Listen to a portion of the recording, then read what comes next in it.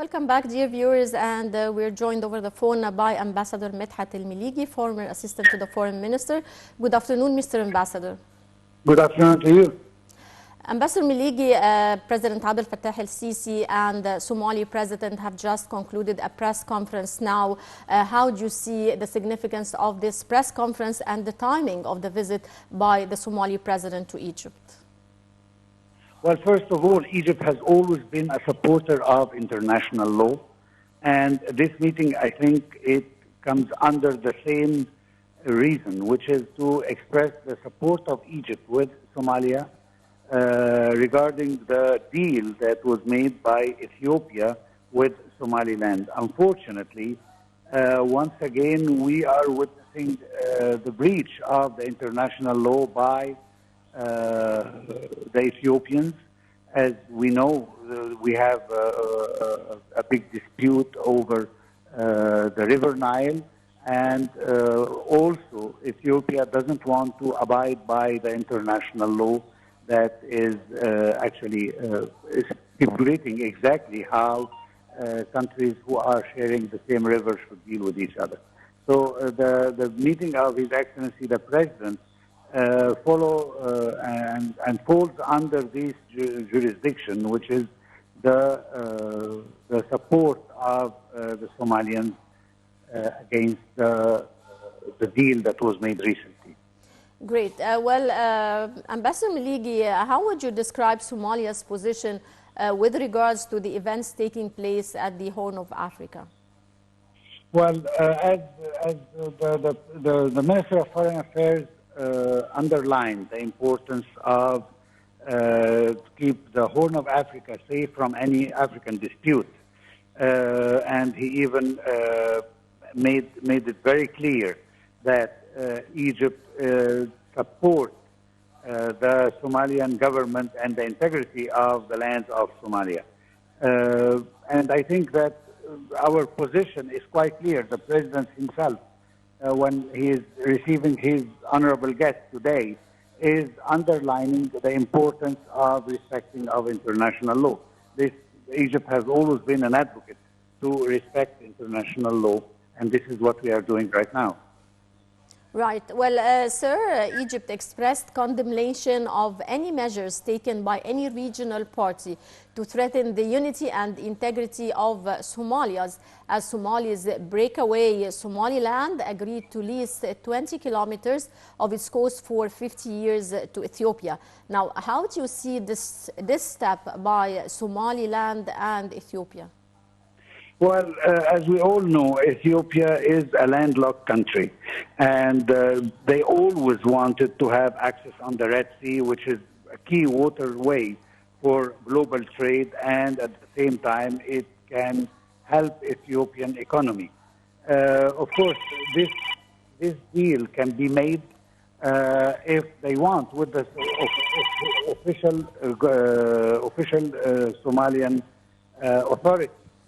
But unfortunately, they chose a shortcut, which is to have a deal with Somaliland, which they don't have the right to sign any agreement with any foreign countries without going through the legitimate government of Somalia.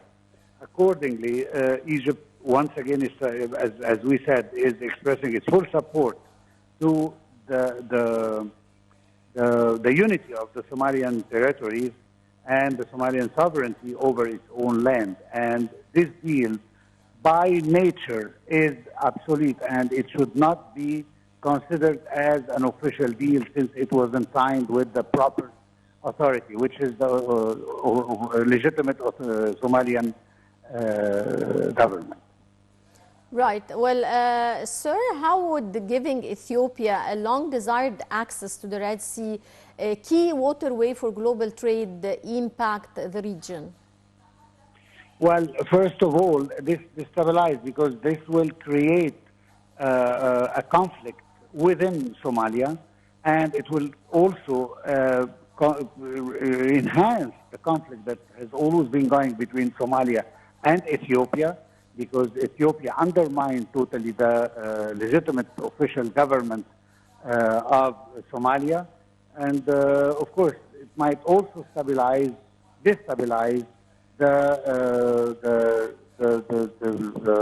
security of the Red Sea itself and about the maritime ways there, because it's an illegal force that is acting on a foreign land. It's a kind of occupation, because, as I said, the deal is not a correct one, and accordingly, anything that comes out of it is incorrect as well. So people and the other countries that on the Red Sea cannot deal with Ethiopia as a sovereign power over these 20 kilometers and for 50 years, as we have seen. So actually, once again, we ask the Ethiopian within, of course, as we have seen with many international fora, such as the non-alignment movement today, that they have to abide by international law in order to create a secure area in the Horn of Africa and not to help to destabilize the whole region. Great. Well, how are events in the Horn of Africa affecting the global economic situation?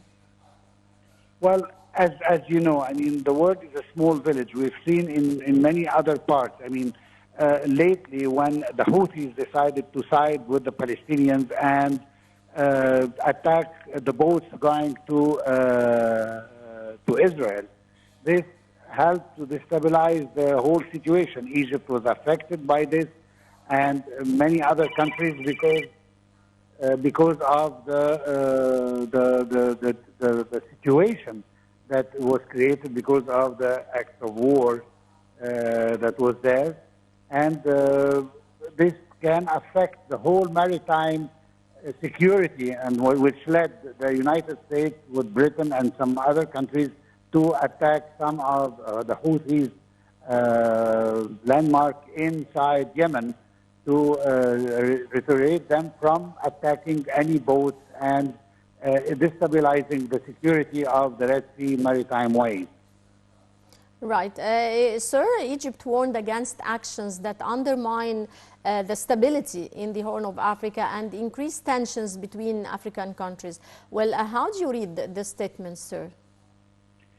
In which way? I don't get the question. Now, Egypt warned against actions that undermine the stability in the Horn of Africa and increase tensions between African countries. How far can this increase tensions between African countries? Well, we've seen already the Somalians are totally unhappy with this deal that has been done by Ethiopia that encouraged a fraction in Somalia, a rebel group, and a non-legitimate power in Somalia to exert some powers over the whole land of Somalia. And this definitely destabilized the situation, as I said before, which will create problems between Somalians themselves, I mean the legitimate government on one hand, and the Somaliland on the other hand, and of course between Somalia and Ethiopia. And of course, the Horn of Africa, as we all know, is a very sensitive area. We've seen what happened with the Houthis and Yemen before, and we don't want further stabilization. For us, this is a strategic issue and a very important matter, because as you know, this once the situation is destabilized, then it affects the Suez Canal. It raises the price. Egypt was already affected to 28% of its income that is coming through the Suez Canal has been down. Moreover, the cost of transportation has been increased because they have to go through the Horn of Africa, the Cape of Africa, and not going through Suez Canal, which costs more insurance and costs more to the value of the goods that is going to be going through around Africa, which will increase the price worldwide. So, and not to mention that the disturbance of the forced liquidity of the goods to be transported in an easy way. Right. Well, Ambassador Meligy, moving on to the crisis taking place in Sudan, how do you think the current crisis can be contained over there? Well, the current crisis, first of all, we need to have all forces that are doing war by proxy to be out and to put their hands out of Sudan. Unfortunately, this we haven't seen so far. The situation is getting more and more tense. We have a huge number of people displaced, as the Minister of Foreign Affairs himself has explained. That we have around several million who have been displaced out of Sudan, not to mention the number of the casualties and the people who has died and so on. And I think the situation is becoming more and more tense and threatens the whole security of the area of the Middle East and North of Africa.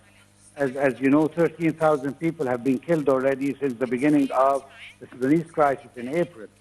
And this is according to some conservative estimates as well. And of course, that the whole situation, the whole economy of Sudan is in danger now.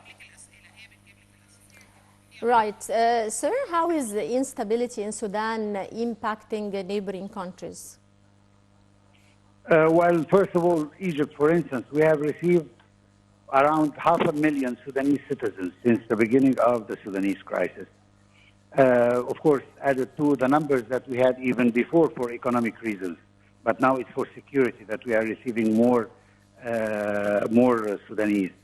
And of course, the whole stability in the Red Sea, of course, could be affected.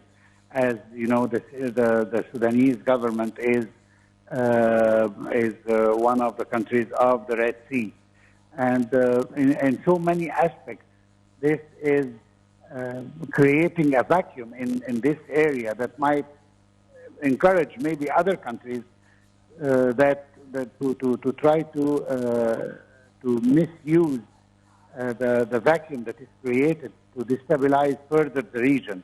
So we have very quickly to establish a peace talks between the parties in Sudan to try to reach an acceptable agreement for all parties and to restore security in Sudan.